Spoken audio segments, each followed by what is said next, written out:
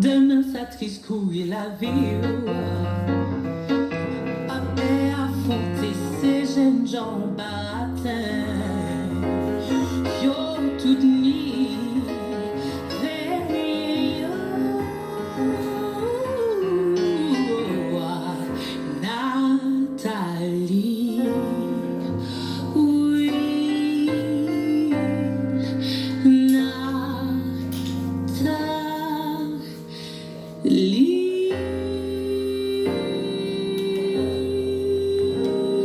J'espère que vous avez apprécié cette balade jazz que nous offre Tricia Heavy avec Nathalie.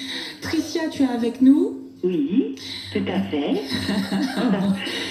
C'est quoi cette voix suave, Tricia? Pour la voix endormie. Tu essaies de charmer les auditeurs, Tricia? C'est la voix que j'ai pas dormi beaucoup. Ben, c'est parfait, je pense que tu devrais continuer à ne pas dormir, Tricia. Je pense que tu auras beaucoup de succès. Ouais. Donc Tricia, je disais que tu nous avais charmé avec cette reprise un peu jazzy de Nathalie, très douce. Et en fait, j'aurais aimé que tu nous parles, que tu nous fasses partager l'histoire de ce morceau. Voilà. Pourquoi tu as choisi ça? Parce que Marius Cultier, il a disparu quand même il y a 35 ans. Ouais. Bientôt, je pense que tu étais quand même toute jeune quand il est... J'ai 36 ans. Ah ok, donc d'accord. Voilà, j'étais toute jeune. Oui, t'étais toute jeune, donc à travers... Alors, oui, dis-moi. Le cheminement de ce morceau, tout a commencé. En fait, quand j'ai fait un hommage à Édith Lefel, au Baiser Salé. C'est un club de jazz à Paris où je joue régulièrement et je fais souvent des hommages. Et donc j'ai cherché des morceaux que je pouvais chanter et il y avait la version de Nathalie par Edith Lefel. Est-ce que je dis pas de bêtises? Non, par Ralph Tamar. Je faisais un hommage à Ralph Tamar. Je mélange. Un hommage à Ralph Tamar et il y avait Nathalie chantée par Ralph Tamar. Donc j'ai d'abord commencé à le chanter dans la version normale, que tout le monde connaît. D'accord. Et puis au fur et à mesure, je le jouais souvent avec David Facker. Et puis un jour, il me dit tiens, j'ai fait un arrangement particulier sur Nathalie, est-ce que ça peut tirer de le chanter? Et donc il m'a montré, en fait il l'a remixé, en fait il a fait un arrangement en mazurka en fait. D'accord, ok. En mazurka. Donc oui, il y a les accords jazz, tout ça, mais la base même, c'est la mazurka, quoi. Donc...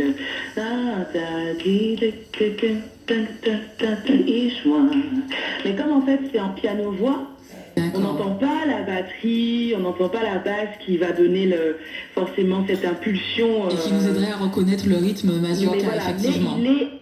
Il est suggéré, voilà. D'accord. Et en fait, tout cet album, l'album sur lequel est ce morceau-là, l'album s'appelle Usawa. Sur tout l'album, en fait, il y a beaucoup de morceaux qui sont en piano-voix. Où donc je suggère la begin avec ma voix et avec le piano. Voilà, donc c'est vraiment un travail de subtilité. Et donc on a travaillé ce morceau-là et ça a bien marché. On s'est dit tiens, enregistrons-le sur l'album. Et voilà, ça a donné ça. On l'a joué beaucoup en concert. D'accord. Et on l'a enregistré il y a 2 ans. Putain, le temps passe vite. Effectivement, le temps passe vite. Donc, en fait, c'était plus une histoire d'opportunité. Donc, tu as découvert ce morceau-là à travers la reprise de Ralph Tamar, voilà, en fait. Parce qu'en fait, j'ai pas peur de le dire, j'ai connu très tardivement, en fait, beaucoup de standards de notre musique. Puisque moi, j'ai grandi en Guadeloupe, mais on n'entend pas tous ces morceaux-là forcément à la radio.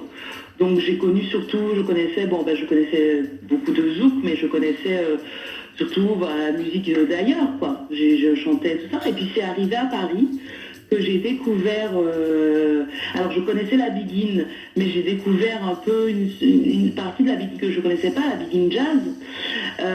J'ai découvert aussi des standards comme Nathalie, comme je sais pas, qu'est-ce que je pourrais te donner comme Psychomission là, des morceaux, des morceaux que j'ai repris justement sur mon album.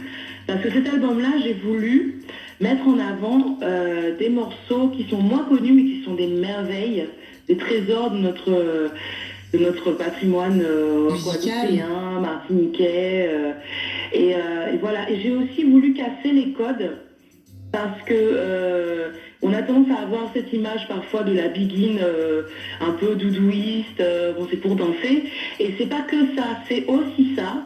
On danse la biguine, c'est une grande partie de la musique, mais c'est aussi de très beaux accords, de belles mélodies et de très belles paroles. Et en retirant la basse et la batterie, je voulais vraiment faire le focus sur la voix et l'harmonie. Voilà. Et c'est vrai que le rythme biguine, on le retrouve à la base de beaucoup de nouvelles créations.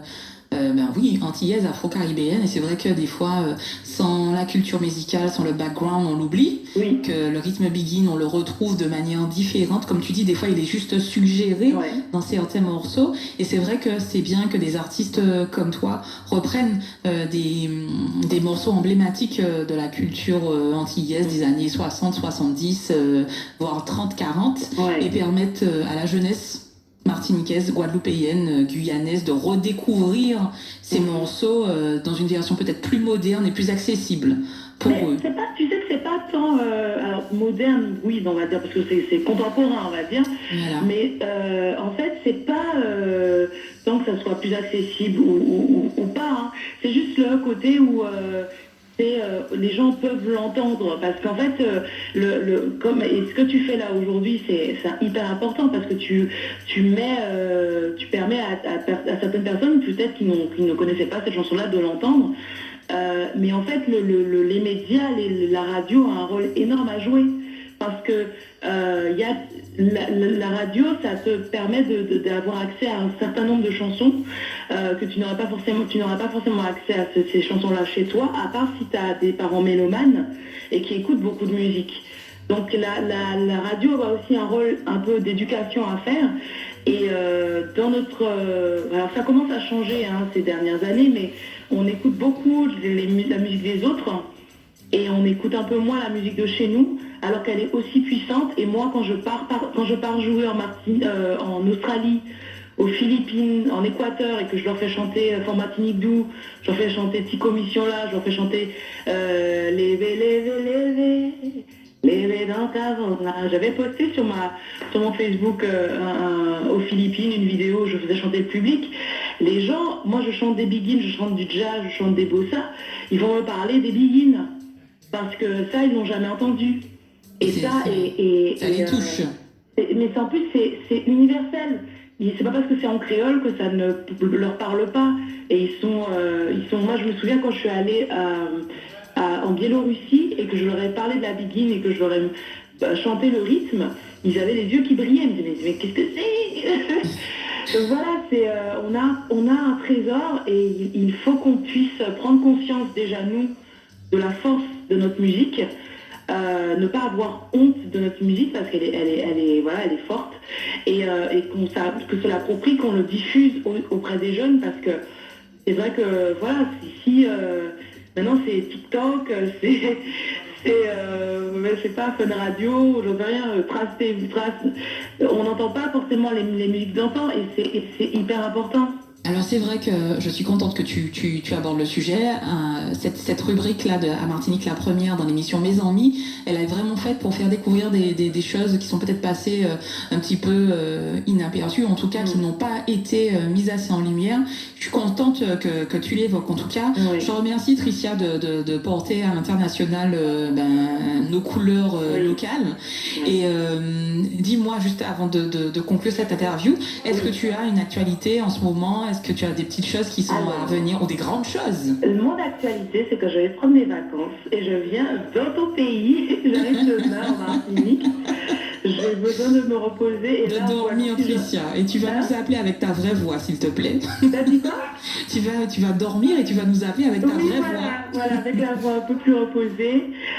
Et en fait, je vais prendre quelques jours de vacances. Je reviens en Guadeloupe le 6 août. Je vais en profiter pendant que je suis en Martinique pour faire une masterclass avec Orlan. On va faire une masterclass en duo. On va s'organiser, on va organiser ça lundi et je mettrai sur mon Facebook les infos. Donc il y aura les infos sur le Facebook d'Orlan et sur le mien. Ton Facebook c'est Tricia Evie. Tricia Evie, voilà. Ok, super. Et puis sinon Orlan Zouk. Mais on va organiser ça, je pense, pour la fin de la semaine prochaine ou le week-end. Enfin voilà, on va voir. Je sais pas encore quand, mais que les gens restent à l'écoute et ils verront. Parce que moi, je suis fan d'Orlan depuis toute petite.